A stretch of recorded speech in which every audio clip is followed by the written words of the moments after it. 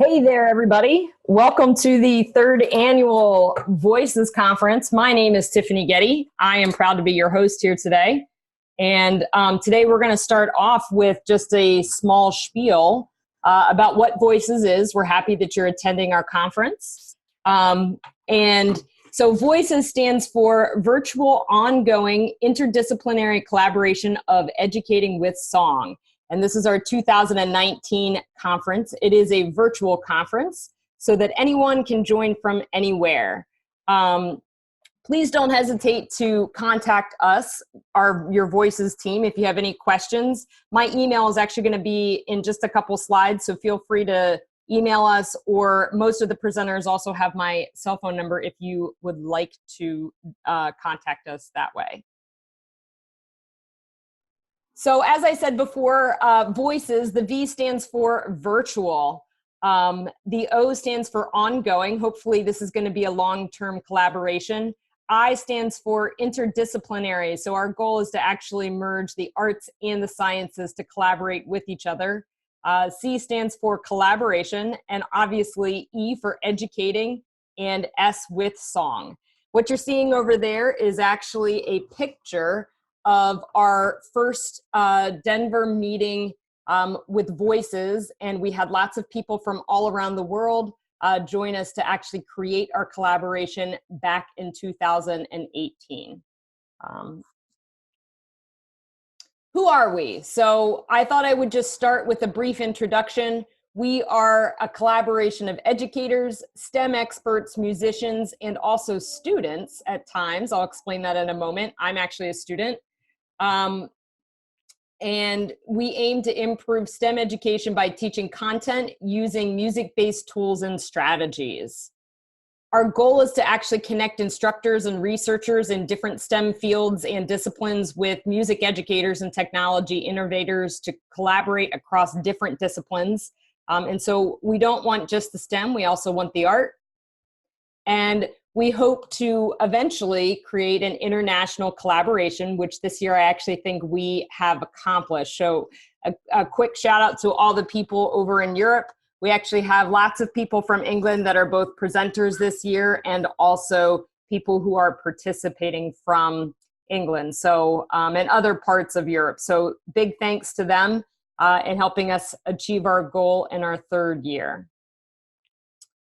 So our mission statement is we aim to increase student learning in STEM through the use of song by first providing resources and professional development opportunities in order to alleviate barriers that come along with using this strategy. So one of our goals is actually to find ways that it actually will help teachers use the strategy. So that might actually involve providing lesson plans or music videos or recordings that have to do with STEM topics.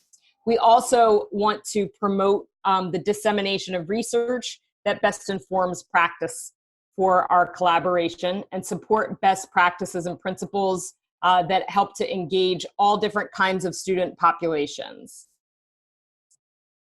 And our fourth part of our mission is to establish links across the disciplines and also integrate the arts in an effort to improve STEM education and education in general. And last but not least, to foster awareness through these endeavors. So a brief history about our organization. We're a relatively new organization that began about the end of 2016. And the two gentlemen that you see on the left, Dr. Dennis Pearl from Penn State University, and then Larry Lesser is in the middle from University of Texas, El Paso. They are actually collaborators with CAUSE, which stands for the Consortium for Advancement of Undergraduate Statistics Education. And they've been working in the past with Dr. John Weber in Georgia State University, on the SMILES project, which stands for Student-Made Interactive Learning with Educational Songs. And about 2016, these guys actually said, hey, what if we actually started a STEM and music collaboration that's beyond statistics? And so what if we encouraged all of the STEM subjects to actually use song? And how can we how can we hold a conference and actually start to promote that cause rather than just statistics? And that is actually how Voices came to be approximately in 2017. And so that brings us to our first conference, which was hosted by the one and only Greg Crowther, world-class runner, and also anatomy and physiology professor at Everett Community College out in Seattle, Washington. And then after that meeting, a couple of our executive committee members met in San Antonio, Texas, and then we had our meeting in Denver with many people, about 25 people from across the world, to create our mission and our vision that you just heard about. And then last year, the second annual Voices Conference was hosted by both Greg and myself, and that brings us to this year, which is hosted by me.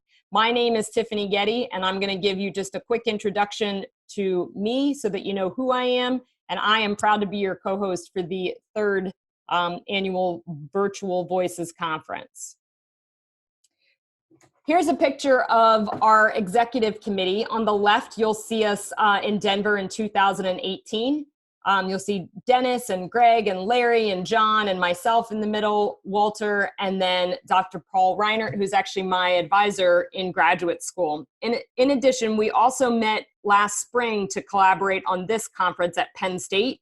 And we have a couple new faces. The guy that you are going to see, his name is Bob. He's going to send you an independent message. Big shout out to Bob. He's our IT guy that's coordinating all this. He does a great job. So thanks to Bob, and also Kathy, who's kind of behind the scenes. We also have Tom, who has helped out a little bit with promotion, and most everybody is the same. So if you have any questions, these are the guys that are actually running this conference, and we hope that you find our picture welcoming and that you feel like you would like to participate with our cause.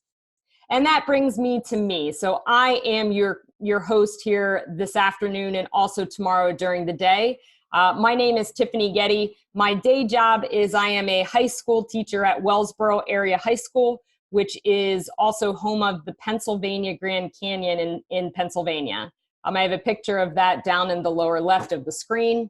The two subjects I teach chemistry. I have 3 different levels of chemistry. And actually tomorrow, my AP chemistry class is actually going to join us for part of the morning. The other subject I teach is aviation. And so I have a picture of myself next to an airplane from a local pilot that has been more than gracious to help our organization and our program at the high school. And I live in Wellsboro with my wonderful husband, Darren, who you see in the picture in the middle. My day job is that I'm a teacher, but my night job, actually, the way I got involved with Voices is I'm actually a doctoral student at Wilkes University, and I'm just about to write my dissertation, and I'll just give a shout out here that I'm looking for participants, particularly STEM education teachers, that I would like to do both some quantitative and qualitative interviews and collect some data from them. And so in red, you can see my email address. It's tiffany.getty@wilkes.edu. Throughout the program, if you have any questions, I'll keep my email open. But if you also have an interest in partaking in a possible STEM and music dissertation project, also feel free to email me. In my spare time, I love to make brick oven pizza. You'll see a picture of me. I might actually take you out to the brick oven a little bit later. We're doing some cooking in it today. And you can see up in the top picture, that's myself and my advisor going out to the Denver meeting. Over to the right, you'll see my friends from Wilkes University who are also at the same stage in my cohort about to write their dissertation. And then I thought a silly picture of me with all of my textbooks might be a good way to show you how much I am studying, and then just some pizza pictures. So I hope that you feel comfortable contacting us, or any of us, and me in particular, throughout the conference and in the future. Voices actually has 4 goals. One of them is a survey of STEM teachers and STEM educators. I'll go through each of these just really quickly. The second one is some type of communications vehicle in the form of either a newsletter, a podcast, And then our third goal is to create a digital library or database. And finally, our fourth goal is to create a network and collaboration clearinghouse. So I'll just run through these real quick. Our survey, we're looking to actually get some quantitative data from K-12 teachers and also higher education teachers who teach STEM subjects and how they currently use song to teach STEM. And we're basically trying to create a baseline to get some data. And then we want to look at what are some of the motivations for people who use this strategy? And then also, what are some of the hesitations for those teachers who don't use the strategy in an effort to better understand how our organization can provide these teachers with some of the materials that are needed to help them use song to teach STEM. Our communications vehicle that we're working on, one of our committee members, Larry Lesser, or as I call him, Professor Lesser, is actually going to spearhead this. We're looking to actually do either a podcast or a newsletter or a journal update. And our goal is to basically create a broader community of individuals who actually support the cause. In addition, we want to actually find some research, do some research, collect some valid data, and also disseminate that, and then inform the community about our events, our opportunities with respect to things like professional development, and also new initiatives. Our third goal is to create a digital library or database. What we'd like to do is connect instructors within the classroom to have ready resources that they're able to find, easily use, and encourage the development of supplementary materials such as lesson plans, teaching tips, videos that go along with certain topics. Greg Crowther is actually spearheading this particular project and doing a great job. And then finally, to develop and encourage best practices. Our last goal is actually to create a network and collaborations clearinghouse of all the people who want to use this topic, but are sort of at a point where they get stuck. So if you know how to write lyrics, but you don't know how to sing, we can connect you with those people. So that's one goal that we're kind of working on right now. We want to create communities of practice across the world, which actually I think we did this year, which is awesome. So we're happy to have so many people from so many different parts of the world collaborate with us, and we look forward to working with lots of different people from different countries. One of our jobs with respect to networking and collaborating is to create webinars and professional development for educators and also inform others about our initiatives. And one of those items is actually our Voices Conference. And so if you are sitting here thinking, well, how do I get involved in Voices? There's a couple different ways that you can do that. We have some email address, and I'll explain which each one does. If you want to simply just interact with our collaboration, so maybe you want to, just attend different initiatives or conferences, you can email voices@causeweb.org. If you want to contact the leaders of the Voices organizations that you saw in those pictures from Denver, you can actually email us at leadvoices@causeweb.org, and that will go to one of the 5 or 6 people who are sitting on our committee. And then finally, if you actually have an interest in becoming an active member in our building, working community, we would love to actually expand our community. And so you can email us at workingvoices@causeweb.org.